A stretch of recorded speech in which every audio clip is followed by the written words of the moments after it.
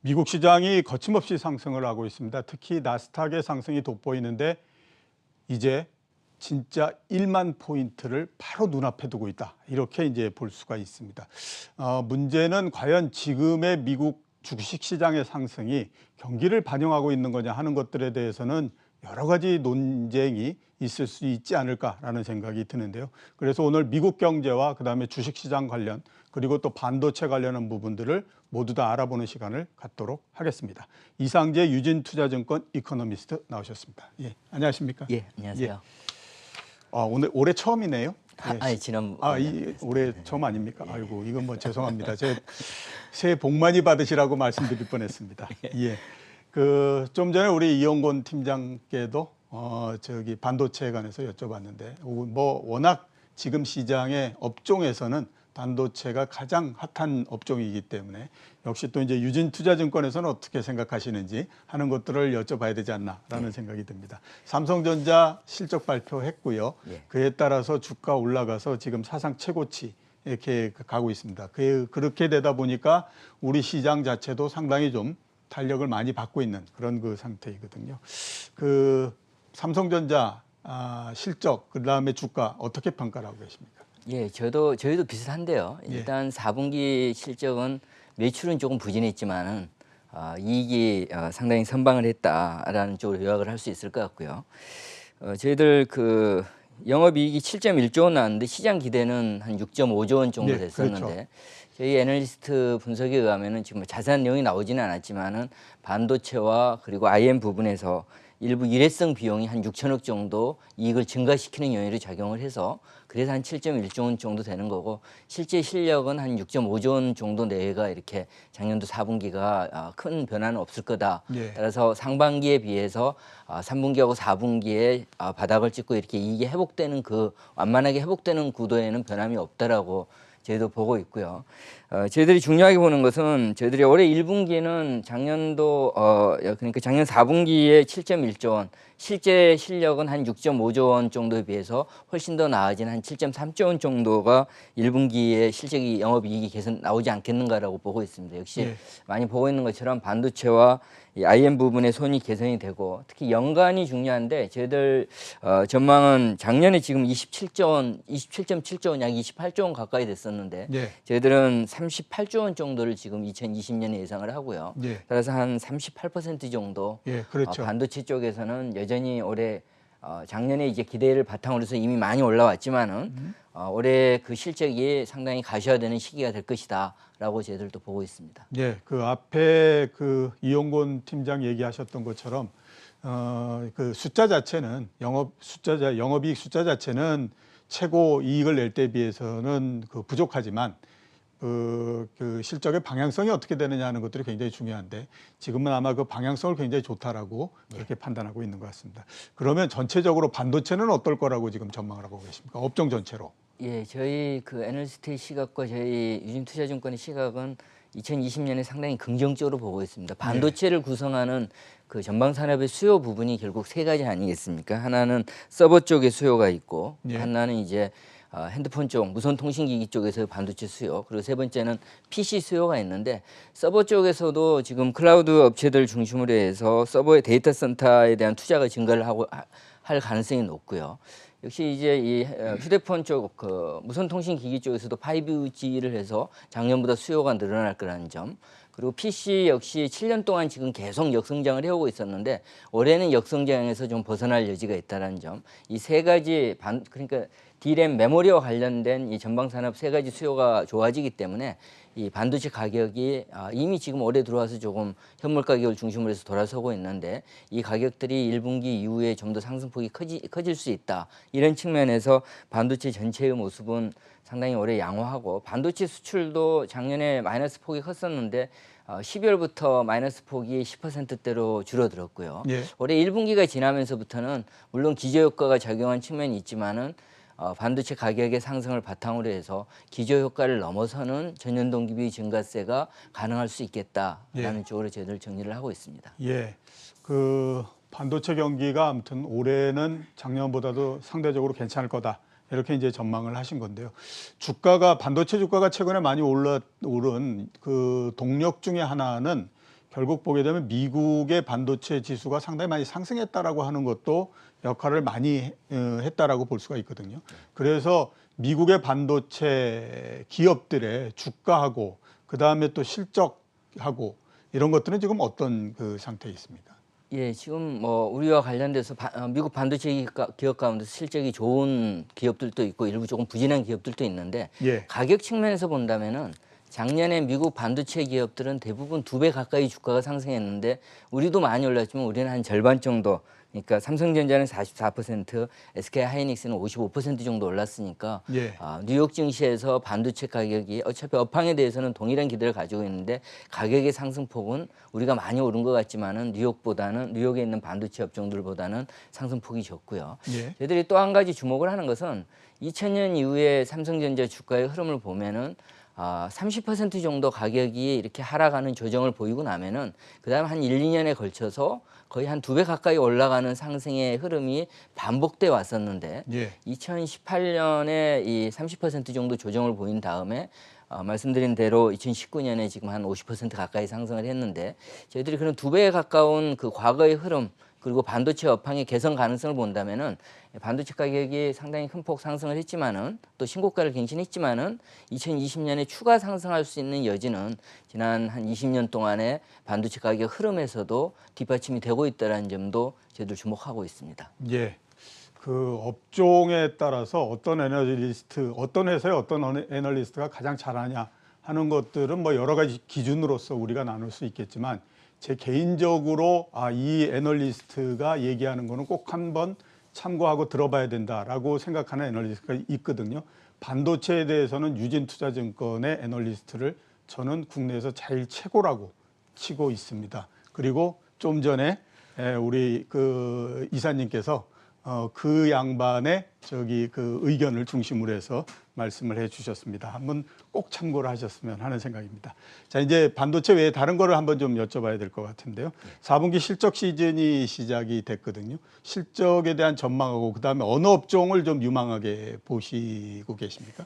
예, 저희들 그 코스피 기업을 기준으로 해서 4분기 매출은 한 508조 원, 예. 영업이익은 한 24조 원 정도를 예상을 하고요. 매출은 이제 전년 동기비로 따지면 이 전분기비는 약간 의미가 없습니다. 이 계절성이 있기 때문에 예. 전년 동기비를 중심으로 봐야 되는데 매출은 전년 동기비 한 0.7% 정도 감소를 해서 작년도 1분기부터 3분기까지가 대부분 연평균 횡보했었는데 그 기조에서 크게 벗어나지 않는, 그러니까 매출 쪽에서는 역시 세계 경제가 작년도 4분기까지는 여전히 부진했기 때문에 개선의 조짐은 아직은 안 나타났다라고 봐야 할 것 같고요. 예. 다만 이제 영업이익 쪽은 작년도 4분기도 마이너스 한 12% 정도 전년 동기비 감소합니다. 하지만 감소폭을 본다면은 작년도 1분기가 한 37%고 2분기가 39%, 3분기에는 무려 42% 감소했었는데 4분기에도 감소는 했지만은 감소폭은 거의 한 3분의 1 가까이 이렇게 축소가 되는 흐름이 작년도 4분기 영업이익에서 나타났고요. 예. 이런 걸 감안한다면은 말씀하신 방향성 측면에서 우리 코스피 기업들의 영업이익이 작년도 4분기와 올해 1분기의 바닥을 지나면서 방향이 우상향하는 쪽으로 돌아설 수 있다는 것을 실적 쪽에서 보여줍니다. 저희들 업종별로 흐름을 보면은 작년도 4분기의 영업이익의 개선폭이 큰 업종은 조선과 에너지가 흑자 전환이 예상이 되고요. 예. 그리고 이 전년 동기비로 큰 업종은 기계와 화학, 또 우리가 헬스케어, 운송, 자동차 이런 쪽이 긍정적으로 지금 나타나고요. 예. 감소폭이 좀 큰 쪽은 역시 이제 반도체가 감소폭만 놓고 본다면은 반도체나 철강, IT 가전이 큰데 저희들이 한 가지 주목해야 되는 것은 3분기와 4분기의 모멘텀 개선, 감소는 했더라도 감소폭이 개선되거나 증가했을 때 증가폭이 확대되는 업종이 어느 쪽인가를 놓고 본다면은 예. 이 반도체가 이제 그 유망한 쪽으로 들어가게 됩니다. 예. 이 개선 3분기 대비 개선폭이 전년 동기비 이 영업이익 증가율에서 개선이 큰 쪽은 기계와 화학 그리고 운송과 소매 그리고 반도체 쪽이 들어가기 때문에 전년 동기 증가율은 감소폭이 다른 업종에 비해서 반도체가 컸지만은 개선의 모멘텀은 역시 작년도 4분기에 업종별 비교에서도 나타났다라는 점을 봐야 할 것 같고요. 그래서 저희들은 사실은 작년도 4분기 실적보다는 2020년 전망에서 개선의 폭이 어느 쪽이 업종이 클 것인가가 좀 중요하더라. 2020년을 투자하는 데 있어서는 중요하다라고 생각을 하면서 이쪽이 어느 쪽이 큰가를 본다면은 역시 테크와 핸드폰 쪽의 개선 사이클이 크고 이쪽이 역시 앞으로 반도체와 더불어서 IT 중소형주가 2020년에 실적이 개선될 가능성이 크기 때문에 이쪽 업종을 조금 주목을 해야 된다라는 게 작년도 4분기 업종별 실적 전망과 2020년을 전망하면서 실적으로 확인하고 2020년을 전망하면서 저희들이 가져가야 하는 투자 전략이 아닌가 그렇게 보여집니다. 예, 이익이 많이 늘어나는 반도체와 테크 종목들이 좀 유망하다라고 말씀을 하셨고요. 또 하나 제가 얼핏 보면서 들었던 생각은 원래 이제 주가가 제일 많이 오르는 때가 언제냐면 적자였다가 흑자로 바뀔 때에 가장 많이 올라가는데 아마 작년도 같은 경우에 작년도에 조선이나 이런 게 그거에 포인트를 맞췄던 게 아닌가라는 생각이 들었었는데 실적이 생각만큼 나오지 않으면서 주가가 크게 올라가지는 못했었는데 이상재 이사님께서 말씀하신 것처럼 그쪽에 이익이 조금 더 증가하게 되면 상대적으로 올해는 시장이 좀 괜찮지 않을까, 특히 그 업종들이 좀 괜찮지 않을까라는 생각도 조금 들기는 합니다. 예, 경제 부분에 대해서 한번 좀 여쭤봐야 될 게 있는데요. 12월 달 미국의 ISM 제조업 지수를 보게 되면 47.2였습니다. 그래서 이 수치가 2009년 6월 이후의 최저치거든요. 그 대신에 또 비제조업 부문은 55로 해서 2019년 8월 이래로 가장 높습니다. 그러니까 이거를 서로 우리가 결합시켜서 생각해 보면 제조업은 예상보다도 안 좋고 비제조업은 예상보다도 좋고 이런 형태로서 지금 다른 방향으로 움직이고 있는 상태라고 봐야 될 것 같거든요. 이 부분들은 우리가 어떻게 해석을 해야만 될까요? 예, 지금 미국 경제 흐름은 작년 12월까지도 사실은 큰 변화는 없습니다. 예. 이 제조업 쪽이 계속 부진한 반면에 고용과 소비를 바탕으로 해서 소비가 특히 좋으면서 비제조업 쪽 경기가 이렇게 호조가 이렇게 경제를 끌고 가는 모습이고요. GDP에서 차지하는 비중이 제조업이 한 12% 정도 되고 예. 비제조업이 그보다 압도적으로 많은 한 88% 되기 때문에 그래서 지금 미국 GDP 성장률이 비록 제조업이 부진하더라도 한 2% 초반의 성장이 2019년에 이렇게 유지가 됐고 연간으로는 2.3% 성장을 할 수 있었던 거죠. 예. 저희들이 이제 결국은 앞으로 올해의 흐름인데 저희들이 아주 방향성은 분명합니다. 제조업이 계속 오래 회복되지 못하고 못한 가운데서 비제조업이 이렇게 이걸 보전해주는 흐름이 간다면은 작년에 큰 폭으로 상승했기 때문에 올해도 상승 기조는 이어지지만은 상승폭은 제한되는 그렇지만 제한된 상승이 나타날 것이다라는 게 첫 번째 생각이고요. 예. 두 번째는 이제 지금 버텨주고 있는 비제조업마저도 무너진다면은 이미 많이 작년에 상승했기 때문에 올해 상당히 부담스러운 상황이 될 수 있고 그렇죠.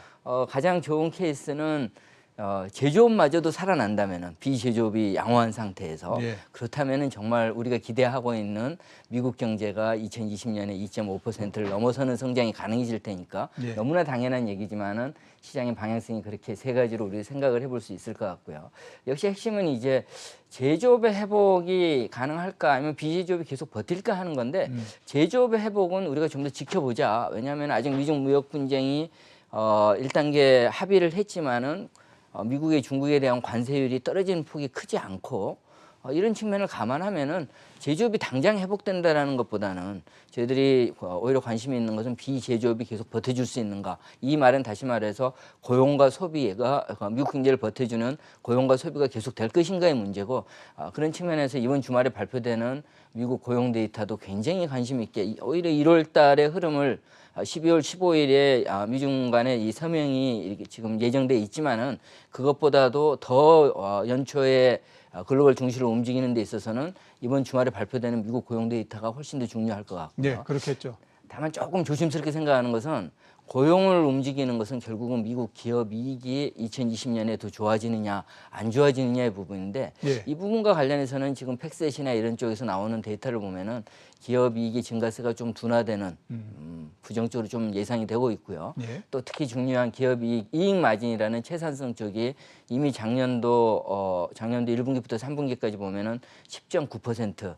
굉장히 2016년만 해도 한 13% 이상 갔었는데 좀 채산성이 많이 무너진 상황이거든요. 예, 많이 떨어진 상태네요. 예, 이게 만일에 10% 밑으로 떨어지면은 고용 시장이 한 2분기 선행에서 영향을 미치기 때문에 미국 고용이 조금 닫힐 수 있는 위험도 있어서 예. 이런 측면에서 단기적으로는 좋지만은 여전히 미국 고용이 이번 12월 지표가 좋게 나온다면은 분위기를 이끌어 가겠지만은 2020년 전체를 내다본다면은 미국 기업 이익의 어떤 흐름에 따라서 고용이 계속 우리가 양호하다라는 표현은 비농업 취업자가 한 15에서 한 20만 명 사이만 나온다면은 큰 문제가 없거든요. 예. 이 기조가 계속 나올 것인지는 계속해서 좀 관심을 가지고 지켜봐야 한다라는 점을 말씀드리겠습니다. 예. 그 올해의 미국의 제조업이 비제조업이 괜찮은 것만큼 회복되게 되면 2.5% 정도 성장도 가능하지만 현재로서는 그에 대한 판단을 하기는 어렵고요. 그 이번 주에 나오는 특히 이번 주 금요일 날 나오는 고용 지표를 좀 눈여겨 보면 앞으로 방향이 어떻게 정해질 건지 하는 것들을 좀 가늠해 볼 수 있을 거다라고 말씀을 해 주셨고요. 그다음에 이제 당장에 우리가 점검을 해봐야 될 게 작년도 4분기의 성장률이 얼만큼 됐을 것인가 하는 것에 대한 문제거든요.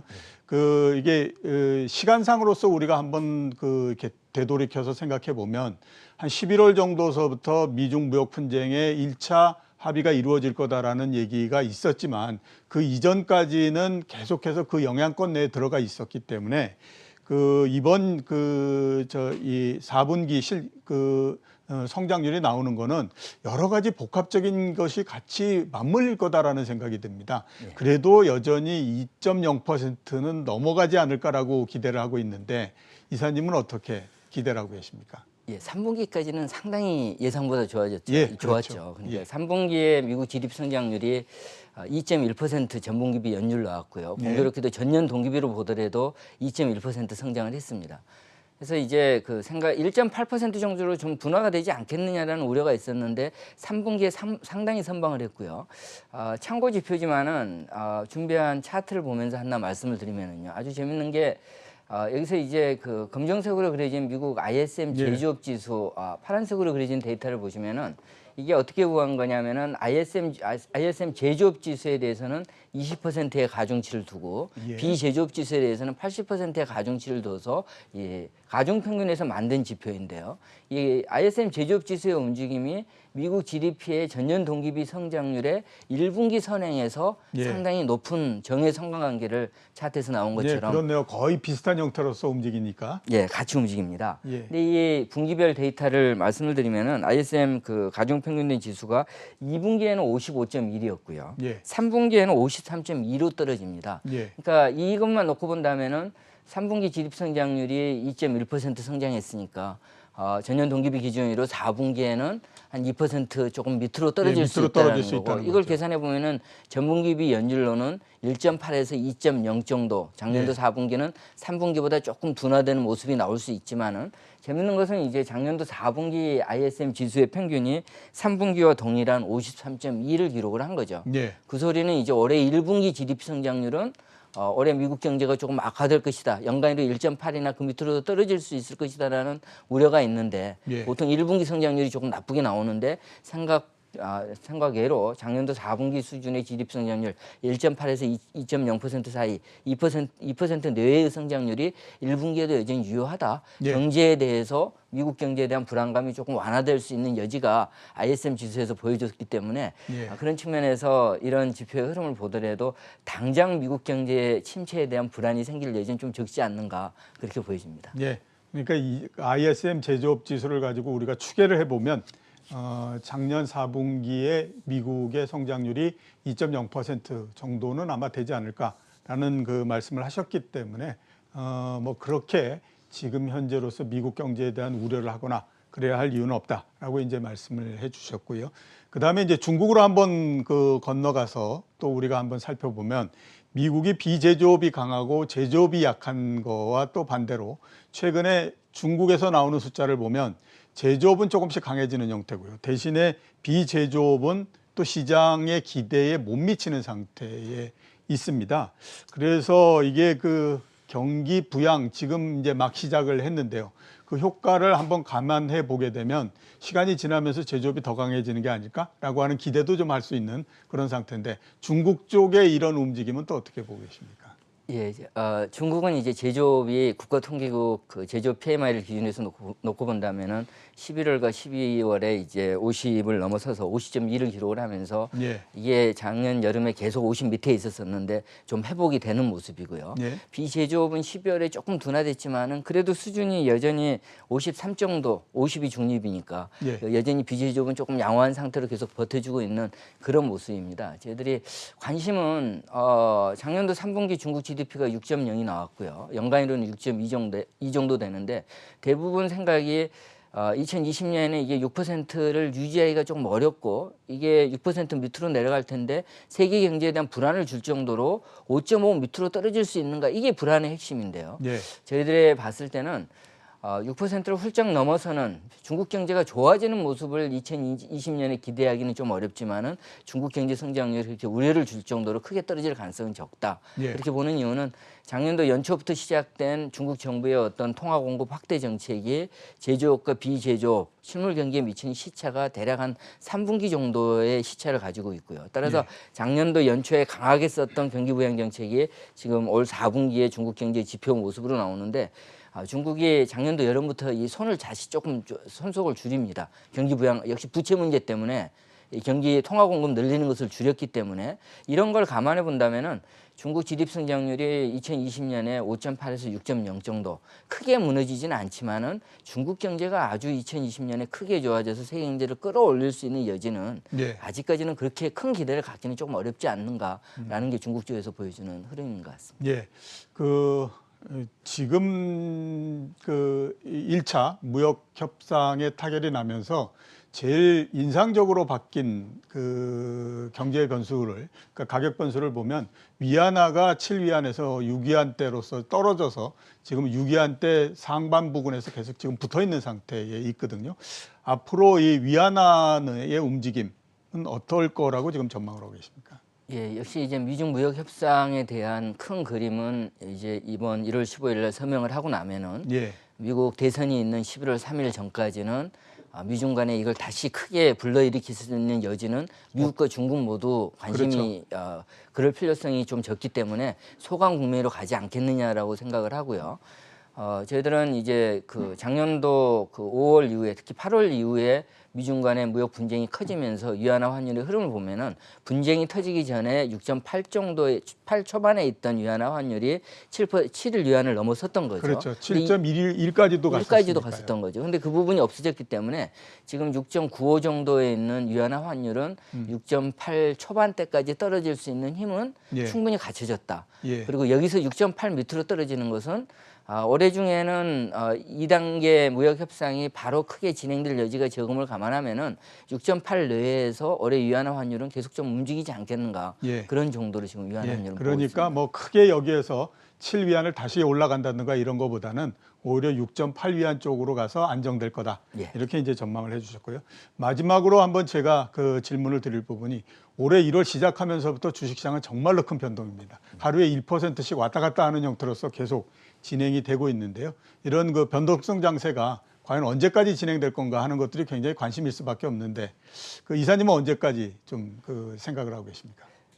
좀 마무리 됐죠. 일단은 우리가 연초에 정말 생각하지 못했던 1월 3일 날 중동 불안 때문에 하루에 20포인트 올랐다, 20포인트대 떨어졌다가 지금 계속 반복이 되고 있는데 네, 그렇죠. 이런 부분은 이제 이미 우리가 뉴스에서 확인했던 것처럼 좀 마무리가 된 것 같고요. 큰 흐름 쪽에서 본다면은 상반기에는 상당히 강세 기조가 지속될 수 있는 어떤 여건이 강하다. 예. 우리가 보고 있는 어떤 미중 무역의 불안도 앞으로는 계속 좀 소강이 될 여지가 크고요. 그쪽에서 불안 요인이 나올 여지가 좀 적고요. 두 번째는 역시 이제 연준이 계속해서 유동성 공급을 확대하고 있다는 점.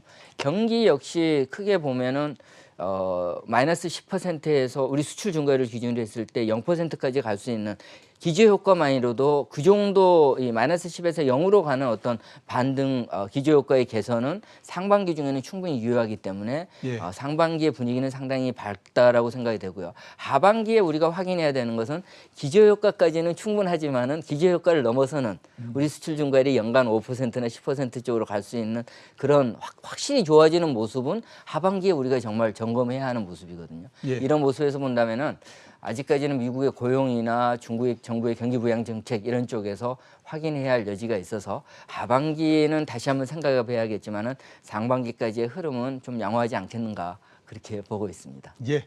오늘 나와주셔서 대단히 감사합니다. 예, 고맙습니다.